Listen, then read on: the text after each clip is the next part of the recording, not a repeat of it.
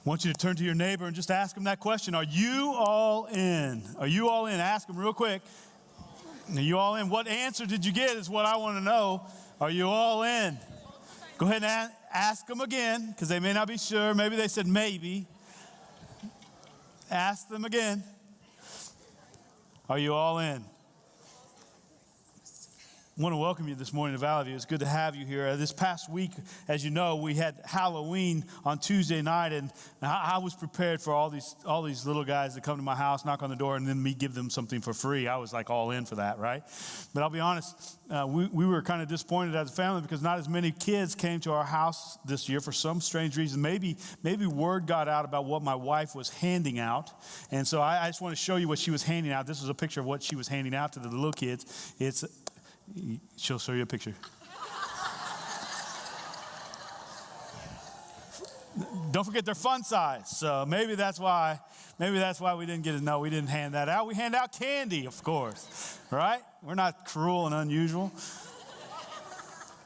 Listen, last Sunday night, though, was a great opportunity for our church just to do something in our community, and I hope you were a part of the block party.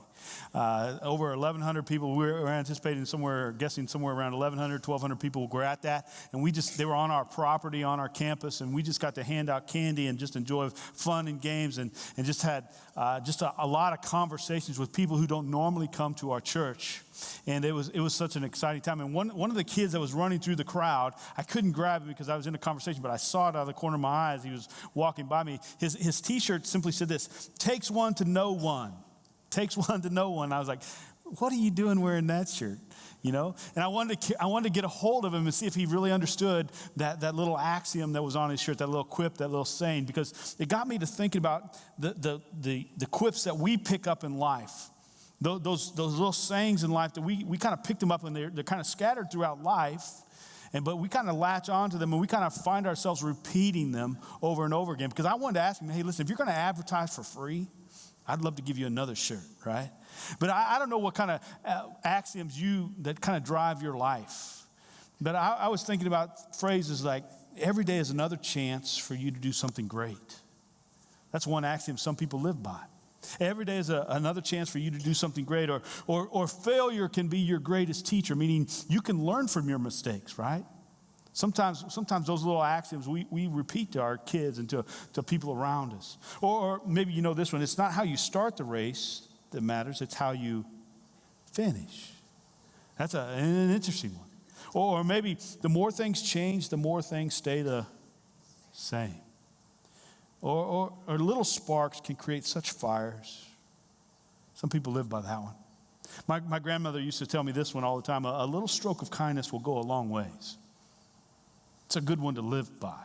A little stroke of kindness can go a long ways when it comes to your relationships with people. Or maybe this one that was told to me quite often is simply this: that people will always remember how you make them feel. That's what people will remember about you. People will always remember how you make them feel. It's interesting as you think about your life, because some of those are just so soaked in wisdom, and other axioms are just kind of funny, right? Like some of these, like everyone has a photographic memory, then some just don't have film, right? Isn't that true? We live by that one. Or this one, like, I've seen it all, I've done it all, but can't remember most of it. That's another one. Or this idea, like, a day without sunshine is like, well, it's like night. You guys got an extra hour of sleep, so you should be awake by now, right? Think about this. On the other hand, like, you just have different fingers. That's an interesting one to think through. But maybe my favorite of all time is this one: he who laughs last thinks the slowest. Now you're getting it. There you go. There's certain axioms that we pick up in life that create a culture for our life that begin to describe just literally who we are. In our series, over the next couple of weeks, we just want to talk and use this one little simple axiom. It's probably on a t-shirt somewhere. It just simply says all in. All in, that idea of pushing all your chips to the center of the table. That idea of you can count me in. Matter of fact, you can count on me. You can literally, you're saying, I'll be there. I'll go above and beyond whatever you're calling me to do. I'm all in. Like whether you bought into something, you're on board with something, or you're simply thinking, wow, just sign me up. I want you to begin thinking about what areas of your life does that little simple phrase describe you? Like some of you are like all in when it comes to parenting. You're all in. You're full-time parents. Some of you are all in about your job and your vocation and your career and you're making money. You're like all into that. That's really who you are. Or when it comes to being a fan of a specific team, like there's no doubt you're looking forward to this afternoon. You're looking forward to something. You're all in when it comes to that. You're all about stats. You're all about fantasy football. You're all about fantasy baseball. You're all about the World Series. You're all in when it comes to those things. So some of you are even, when it comes to your relationships, you're like all in. Like when you have a friend, like you're the best one there is. There's no one who would be a better friend than you. I've seen a lot of first things in my life. I was thinking about the first time I saw the ocean. The first time I set my feet on sand and I looked out over the sea and you could just see forever. And I remember thinking, wow, what an amazing place. As far as you can see, as far as you can see. But it all starts here. It all starts at my first step. It all starts on a shoreline somewhere. And there's all kinds of fun that you can have in the ocean. There's all kinds of fear that you can have about the ocean. There's all kinds of hesitancy. There's all kinds of power when it comes to the ocean. And there's all kinds of unknown when it comes to the ocean. Several years ago, I took a group of students from the University of Oklahoma State to the East Coast to do some mission work. And then several of the kids from Oklahoma had never been, some of them had never been out of the state of Oklahoma. A lot of them had never, therefore they had never seen the ocean. And so while I was in Camden, New Jersey doing some work, I decided, hey, Atlantic City isn't that far. Let's just drive down. You could see what the ocean looks like. Because I really wanted to see their expressions. And one of them was Chad, actually. Chad was on that trip. And I remember thinking through, as kids, as we parked the van, some of them jumped out and they just wanted to get their eyes fixated on what the ocean looked like. And some of them ran up to the ocean and they just stood there. Others of them, like Chad, you know how Chad dresses. Chad dresses in Wranglers and boots. And I'm not sure if he took his boots off, but I do know where Chad ended up. He just full on sprint right into the ocean. A little while later, we were standing on the shore having a conversation.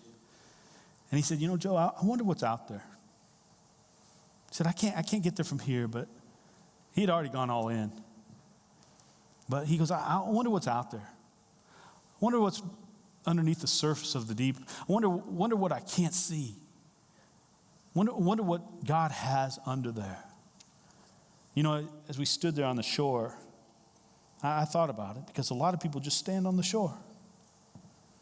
Some of them actually took their shoes off and they dipped their toes in. Some of them kind of waded out and got about knee deep. They didn't want the water to get them completely wet. Others of them were like, no, I'm going right in. They got to experience fully the power of the waves rushing over them. There are some of us who think, well, I'll just enjoy the beauty from here. I'll just enjoy the view from here. And based on our experiences and how well we can swim or how well we can manage swimming, we don't want to go out there because we might get overpowered and overwhelmed. And it's interesting as you think about your mindset when it comes to that, when it comes to life. So many of us are just content here. We look out, but we don't want to venture out into the depths, to discover the depths of what is out there. But can I just be honest? God calls you and I to deeper waters. He calls you and I to be all in. And I want to get right to the point this morning. And hear me when I ask this question. Here's my question for you today. Are you a follower of Jesus? It's a good question to ask people. I'm asking you. Are you a follower of Jesus? I would say the chances are pretty high that you just kind of glossed over that statement, that you kind of just skipped right over that question. You may have heard me say it, but it may have not carried as much weight as it should. It may not have had as much impact as it could. Let me just ask you it again, because I don't want you to miss the gravity of that statement. Because it's the most important question you will ever answer. Are you a follower of Jesus? And I know you've been asked that question before. And I realize that a lot of times it becomes so familiar to us that we tend to dismiss a question like that because we already know the answer in our minds. But we dismiss it not because it's uncomfortable, not necessarily even because it's convicting, but because it kind of feels redundant. You don't have to ask me again. Are you a follower of Jesus? Let me clarify to you what I'm not asking you. I'm not asking whether or not you go to church. I'm not asking you whether or not your grandparents and your parents were Christians. I'm not asking you if at some point in your life you raised your hand or you walked down an aisle or you responded to some speaker standing on a stage somewhere. I'm not asking if you own more than 3 Bibles. I'm not asking if you grew up going to vacation Bible school or if you went to camp as a child. I'm not asking you literally, is your ringtone on your phone a worship song? I'm not asking you if you have a fish sticker on the back of your bumper. I'm not asking if you have a closet full of Christian t-shirts where you advertise for him all day long. I'm not asking you if your Facebook posts say you're a Christ follower. I'm not asking you if you can recognize terms like communion and baptism and potlucks. I'm not asking you if when you pray for travel mercies and hedges of protection around people. I'm not asking you if you still own one of those WWJD bracelets, right? I'm asking you if you follow Jesus. And every time we're asked that question, you know what we tend to do? We tend to throw up another question back at you. And it's okay, can I follow Jesus and not be all in? Can I follow Jesus and not be all in? Can I just stand here on the shore of life and just enjoy the view from here? How do I have to get wet? Like, how wet do I have to get? Can I just put my toes in? Can I let the water kind of rush over my ankles? Can I just go up knee deep and stop there? Do I have to go all the way to my waist? Or do I have to really get submerged in all this? What does all in really mean? For our conversation over the next couple of weeks, I want to answer that for you. And today, specifically for our conversation today, I wanted you to think about this. Are you all in like missionally? Completely submerged and engulfed in the mission of God? Are you and God on the same page when it comes to what you're doing in life? A few months ago, I asked you this question: is there anything more important than the mission of God? Let me rephrase that. Is there anything more important to you than the mission of God? Will you join God in what God's trying to do in this world? Because followers go all in. All in. That's the question that Jesus asked 4 people one day. If you have your Bible, I want you to turn with me to Matthew chapter 4. If you don't have a Bible, you can pick one out of the pew, take it home with you if you want to, but it'll be on the screen. You pick up your favorite mobile device. Matthew chapter 4. Jesus starts a conversation with a group of men this way, and it's also found in Luke chapter 5. If you have you can put 2 fingers in your Bible and follow along. Matthew chapter 4, Luke chapter 5, we'll be in both places. Starting with verse 18, this is how Matthew records it. Now, here's what I want you to know, that these are parallel passages. They're chronologically in order, but they come from 2 different vantage points, 2 different perspectives. Here's what I want you to see. Matthew chapter 4, verse 18, it says this: as Jesus was walking beside the Sea of Galilee. Now, the Sea of Galilee is more like a lake than it is an ocean. But he saw 2 brothers, Simon called Peter and his brother Andrew. They were casting a net into the lake, for they were fishermen. Fishing was one of those great industries in Palestine. As a matter of fact, it was one of the 3 great professions of Palestine: shepherding, agriculture, fishing. It was very lucrative. Jesus said this, verse 19, "Come, follow me, and I will send you out to fish for people." And once they left their nets and they followed him, going on from there, he saw 2 other brothers, James the son of Zebedee, his brother John. They were in a boat with their father Zebedee, preparing their nets. Jesus called them, And immediately they left the boat and their father, and they followed Jesus. Luke kind of records this exact same story over in Luke chapter 5. And he says very similar language. He says, as Jesus was walking by the shore, these fishermen were cleaning their nets because they had been working all night long unproductively. They hadn't caught a single thing, verse 5 says of chapter 5. And meticulously, they were cleaning out all the debris, all the seaweed, all the sticks, all the grass, everything that was caught in their nets. They had no fish, but they'd been using these nets all night long. And Jesus runs into Simon and Peter first, as he said. They were, according to Luke, they were casting a smaller net along the shoreline. It's an interesting word. It's not one that they would use out in the deeper parts of the sea. It was one that they would use next to the shore. Here's what they were trying to do. They were trying to redeem the night of catching nothing. Catching nothing. They were trying to at least gather some small fish that were next to the shoreline. And Jesus recognizes that morning that people are starting to gather. Everywhere Jesus went, they wanted to hear what he had to say. So Jesus asked Peter, hey, could I borrow your boat? Could I stand in your boat while I teach the crowd?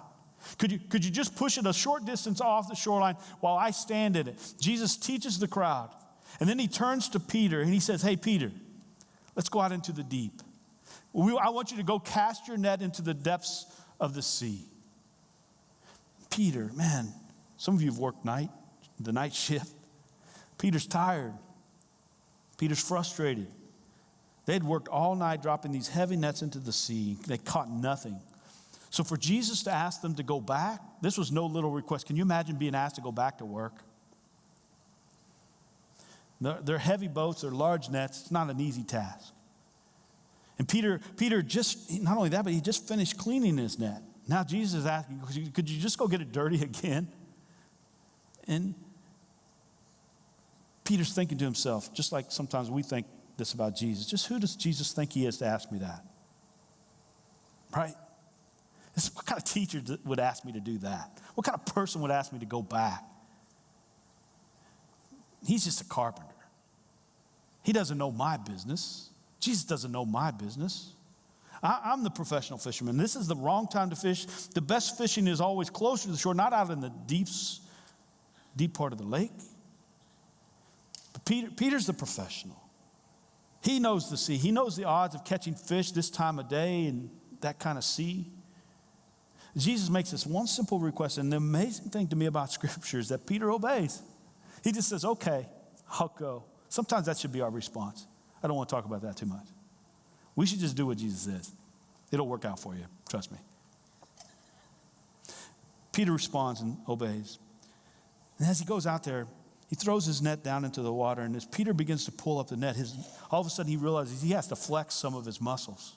And his muscles begin to flex and his eyes begin to bug out and a smile breaks out over his face. And this is such a large number of fish, according to what Luke says, that their nets begin to tear and the boat begins to sink.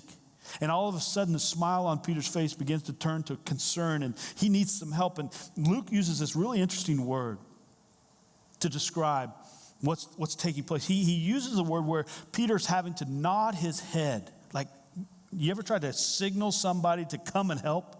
But your hands are full and you don't want to let go of what you have in your hands? That's Peter. He doesn't want to let go of his nets because it's such a great catch. This is an incredible miracle. This is an incredible blessing. I'm not going to let go, but I need some help. He's too far away to shout out to his partners, but he begins to nod with his head. Hey, come and help me. In the family business, another boat begins to come over, and James and John, these two other brothers, they're all partners. They pull their boat up next to theirs, and as they start to pull up their nets, the fish begin to spill over into both boats. So many fish, in fact, that both boats begin to sink deeper and deeper and deeper into the depths of the water, and almost to the point of going under. Like in a single moment, having been shut out the night before, they get a blessing that they can't handle. That's Jesus. They're overwhelmed by what Jesus wants to do in their life. In one single moment, the Lord takes care of every need that they have. It'll last for a while. The money will last for a while. Listen, Jesus is good for business, right? Jesus is good for business. And I'm sure Peter's thinking to himself, I could get used to having him around. I could get used to having Jesus next to me. And once these guys get back on the shore, they start cleaning their nets again because they have to do it again at some point. They know that's their job. And Jesus takes their present occupation, something that they're very familiar with, and says, listen, I'd like to use that in the kingdom. I would like you to become a fisher of men, a fisher of people. Not to catch them, not to trap them, but to gather them. To gather them into the kingdom of God.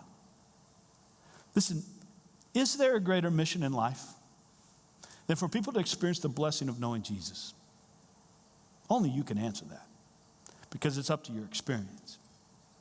But is there a greater mission in life that you have in your mind? That's the most important thing, because Peter and Andrew respond immediately to the call that Jesus gives. And these three men, Peter, Andrew, Jesus, start walking a little further down the shore, picking up sticks, probably throwing them into the water, and then they run across James and John. They were sitting with their father Zebedee repairing some of their nets because this massive catch of fish has torn their nets to shreds. And Jesus calls out to them, as he does to so many of us in this room, will you just follow me? Will you follow me? And they respond, leaving their father, leaving their hired servants to the business at hand. They leave their family business, and listen, for some of you, that may seem like that's too quick. I can't make decisions like this too quick. I need to think about it. I need to evaluate it. I need to see if this is going to be helpful to me, beneficial to me. Listen, it's an interesting thought. But leaving the family business may seem sudden and quick, but what else is there to do when Jesus calls you? What else would you do if Jesus calls your name and asks you to follow? See, in Jewish tradition, pupils would seek out rabbis. Rabbis would never seek out pupils. Teachers would never seek out students. Students would always seek out those whom they want to learn from. Students would always go, hey, could you teach me about life? Could you teach me something powerful? Like in a world where selfishness is so prevalent, Jesus calls to these guys and asks them, are you all in? Are you all in? They already know that following Jesus is going to be dangerous. He calls them, listen, set aside your occupation. Set aside your lucrative, popular, and steady occupation.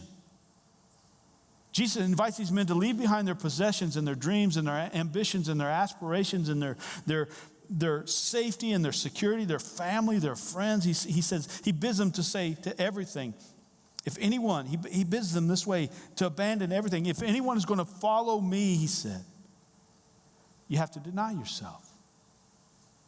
Man, in a world where everything revolves around ourself, like protect yourself, promote yourself, preserve yourself, entertain yourself, take care of yourself. Jesus says this, die to yourself. Go all in to the point where you go all out for someone else. Listen, according to Scripture, these four fishermen paid such a steep price to go all in. And in order to follow Jesus, it cost them dearly. Peter was crucified upside down. Andrew was crucified in Greece. James was beheaded. John was exiled to an island. These men had found someone who, in their interpretation of life, knew that it was worth losing everything for. And they eagerly and willingly and gladly lost their lives in order to know and follow and proclaim Jesus to their friends.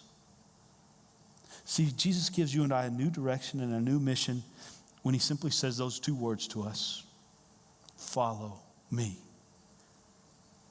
That's a tremendous step for anybody to take.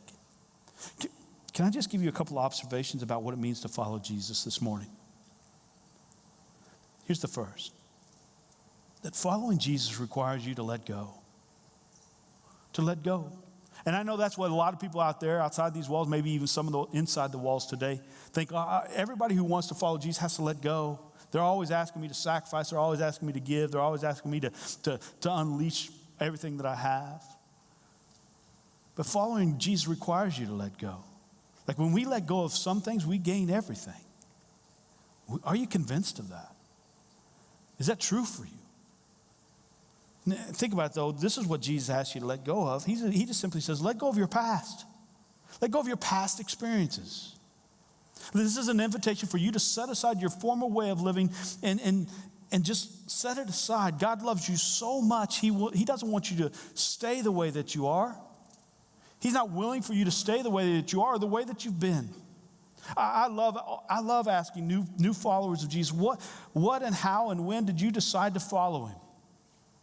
Tell me about your journey to get to this point where, how do you know this is the right decision for you to follow Jesus? And you know what they always tell me? Oh, you should have seen me years ago. Let me just tell you about my past. My past has such a story to it.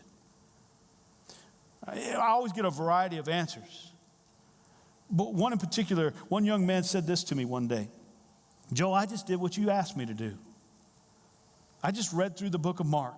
You asked me to read through the Gospel of Mark. I read through the Gospel of Mark, and he said, that blew me away. Listen, sometimes I get blown away that people actually do what I ask to follow Jesus. But this guy said, listen, sometimes I think we expect our friends to say, well, I went to church, or someone prayed for me, and that's how I came to this decision. But this guy, he went a little deeper. He actually took my request of read through the Gospel of Mark. And then he said, you know, Joe, I've always been involved in a religion. I was involved in some religion in my past. I grew up doing this and that. But he said, when I read through the book of Mark and I started to read through the stories of Jesus, he said, I started to feel and I started to know in my head, this was right. This is right. Like there's something inside of him that said, listen, I'm home. Like this is what I was designed for. This is what I've been searching for my entire life.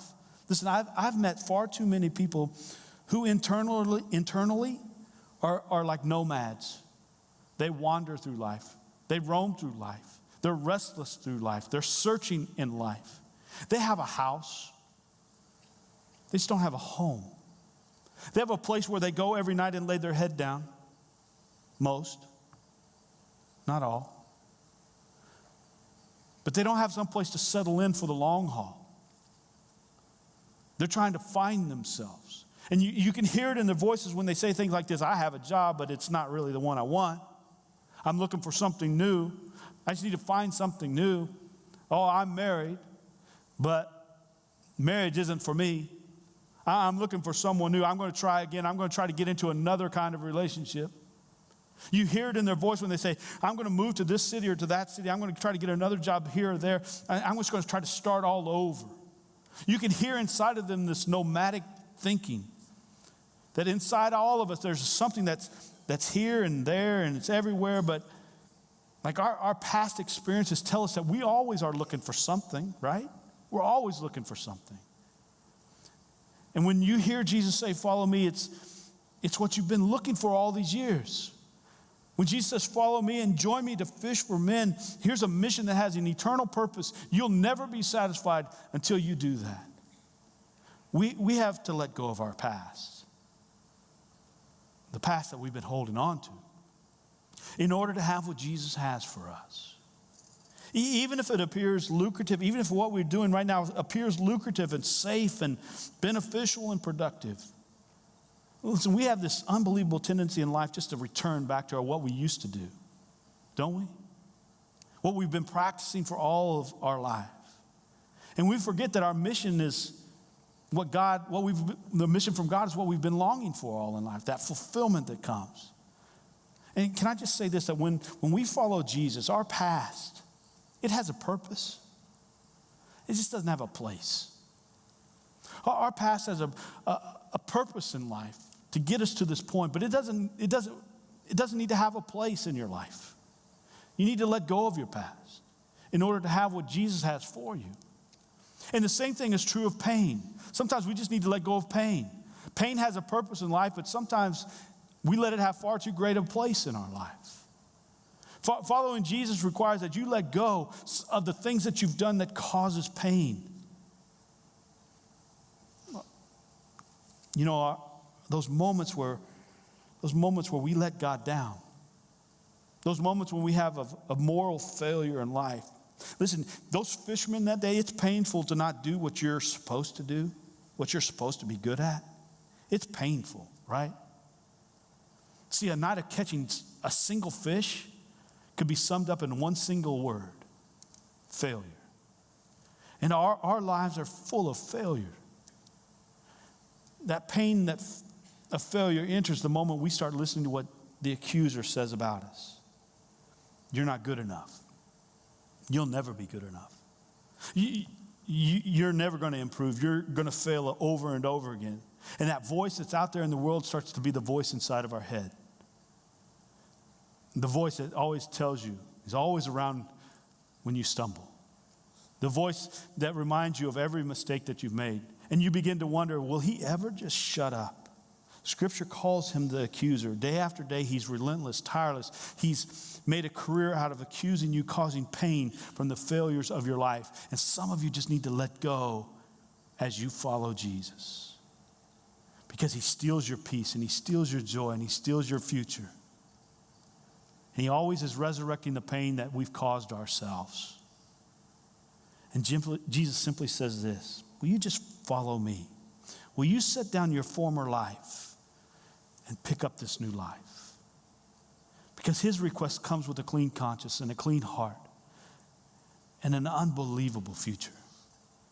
See, following Jesus allows you and I just to set aside what we've done in order to pick up what he wants us to do. But sometimes it's letting go of the things that have been done not by us, but to us. Like letting go of some of the bitterness that's taking root in our lives because some things have happened to you. In a room this size, don't be fooled. There are a lot of things that have happened to some of you in this room that have caused bitterness to take root in your life. And you need to let go. Like some of you have been robbed of purity at a very early age. And you just need to let go as you follow Jesus. Some of you have been robbed of security because someone in your life abandoned you at a very early age or a very late age. Some of you have been robbed of community, and your life is lonely and you're alone. And I'm just telling you that following Jesus, you need to let go of those things and follow him with everything that you have. Because following Jesus is a reminder that what you have is far more important than what you don't have.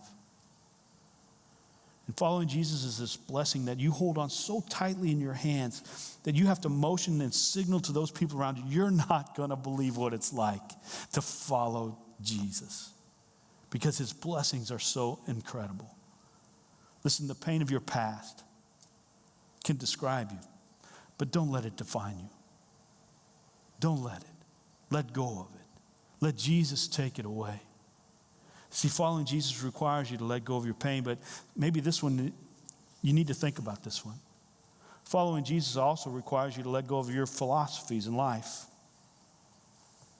We have some strange philosophies about people.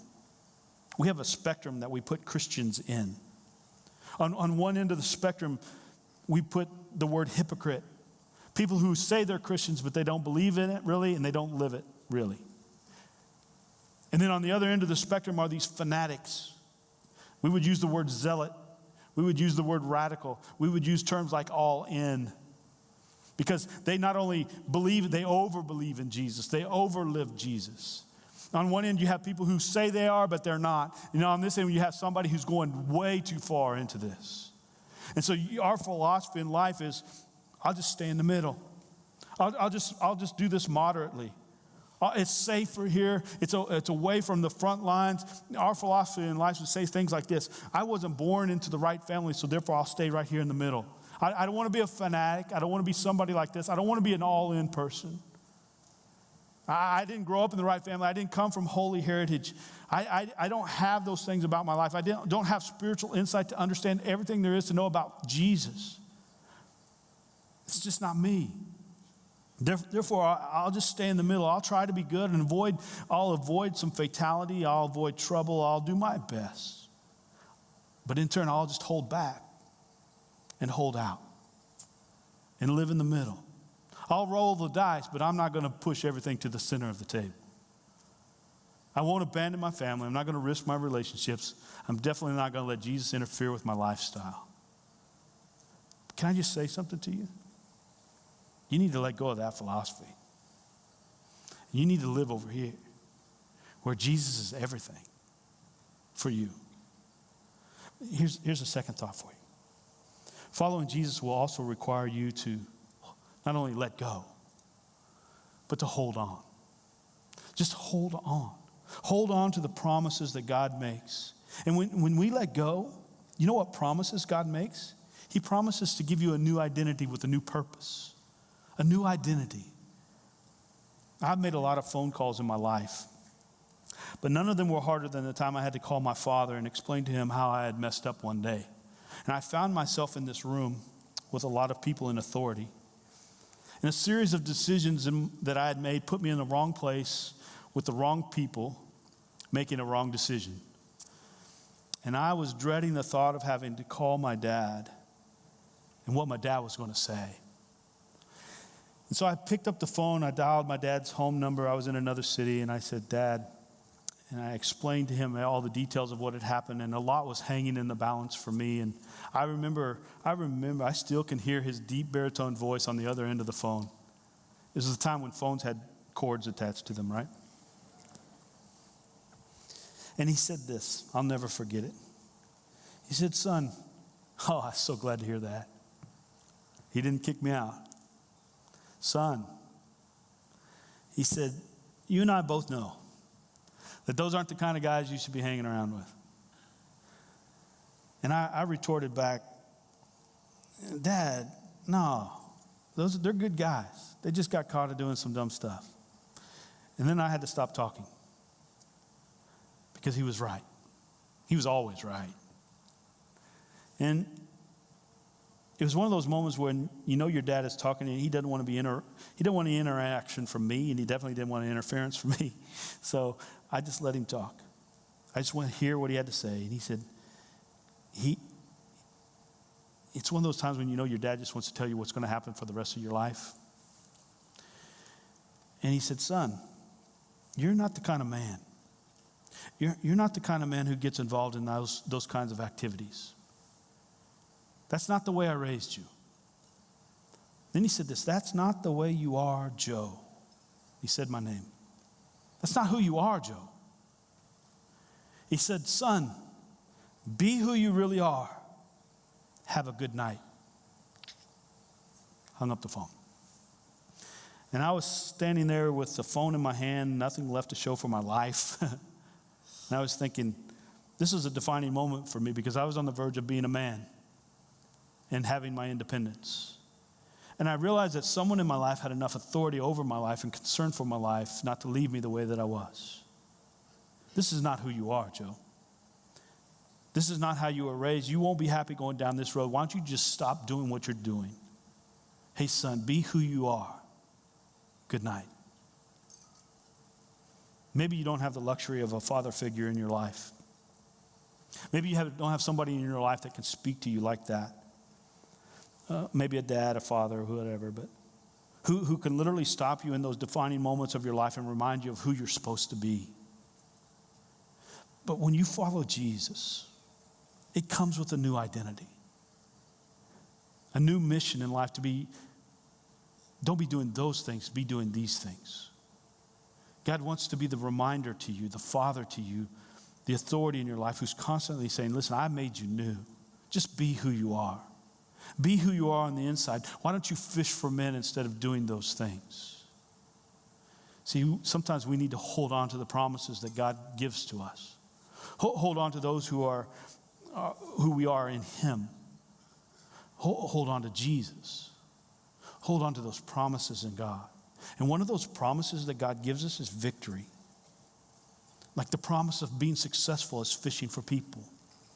The promise of success when we go all in for the mission of God. is victory. Joshua Chamberlain was a student of theology and a professor of rhetoric until he became a colonel in the Union Army for the 20th Maine Volunteers. And on July 2nd, 1863, he stood on a hillside in a little town in Pennsylvania called Gettysburg.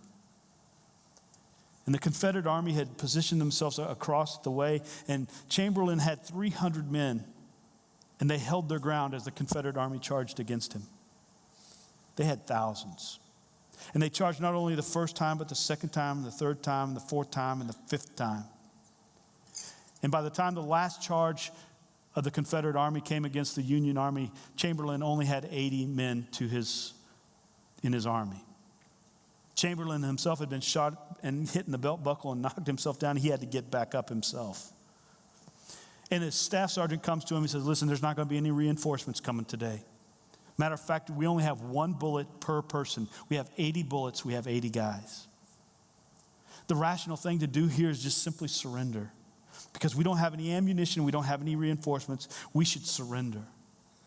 And Chamberlain made a defining moment, a defining decision that turned the tide of the war single-handedly for the Union Army. And he pulled his sword out of his scabbard, and in full view of the entire enemy, he yelled one single word: charge.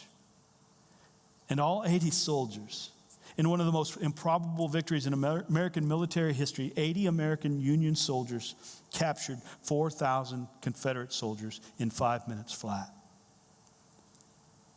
How many of us would have surrendered? How many of us would not have followed him into battle? See, victory is always on the other side of risk. And historians believe that if Chamberlain hadn't charged, the rebels would have won the Battle of Gettysburg, which would have changed American history forever. And reflecting on that day 30 years later, he said these words: I had deep within me the inability to do nothing. I wasn't about to get shot in the back. I have this deep within me the inability to do nothing. I want to be all in. There's victory there. Following Jesus will require you to hold on to him. Sometimes our commitments are measured by the things that we hold on to. And far too many of us as Christians have made a decision to believe in Jesus without making a commitment to follow Jesus into battle. And the interesting thing to me is that the Bible makes no distinction between what we believe and what we follow. When we decided to believe in Jesus, we're making a commitment to follow him. Following Jesus means that we're all in. And I wonder somehow why we have separated those two words, believe and follow. Because Jesus, only 5 times in the Gospels does Jesus say, hey, believe in me. But over 20 times he says, follow me. Following is a part of believing. And most people in church think, well, I'm following Jesus, but I'm not so sure. Sometimes I think, are you following Jesus, or are you just asking Jesus to follow you? To be on your mission? We may think we're following Jesus, but the reality is we've just invited him to follow us. And my greatest concern as your minister is that we come to church every week, but we never go all in with Jesus. That we follow rules, but we don't follow him. And Jesus is simply saying, hey, would you just follow me? Are you all in? Are you all in? Because when we're all in, we let go of our past. We let go of pain. And we let go of some philosophies that we picked up over lifetimes. And we hold on to promises of a new identity. And we hold on to promises of victory that will come someday. See, when we're all in, when God's mission becomes our mission, that's an unbelievable victory. See, following Jesus is good for your business. It is. And let me just say this. Some of you are not followers because you have yet to say, I believe in him and I will follow him. I would love to have that conversation with you. I want to say this in closing. That we are all in, or I believe we're nothing at all. Let's pray. God, would you work in us? Would you allow your Spirit to challenge us today? Not to just halfway or part-time follow you and be a full-time parent or a full-time fan or a full-time employee or full-time friend. Lord, you've asked us to be full-time Christians. God, would you find us faithful to that end? Father, we thank you for your son, Jesus, who gives us a reason to step into the water, to go out into the deep parts. Lord, where all the fun, all the excitement, all the challenge is. God, find us faithful to that end today. It's in your son's name we pray. Amen.